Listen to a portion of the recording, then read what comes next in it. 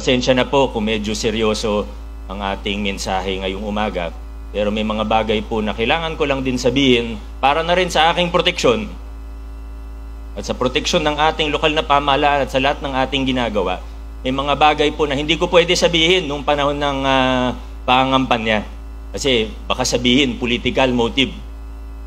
Na ngayon, pwede ko na pong sabihin, sa lahat ng aming katunggali, we extend a hand of peace, we extend a hand of unity. Kung maaari, magtulungan tayo para sa ikagaganda ng ating lungsod. Ngunit,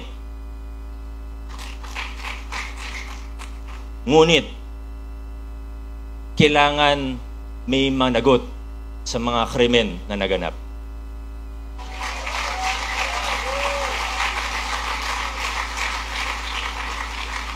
Una na po dyan, nag-viral lang yung building permit na yan pero hindi naman yan yung talagang problema.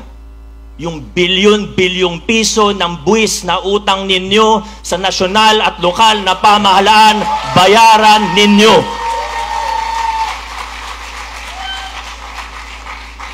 Di po ako galit. Nagpapaliwanag lang.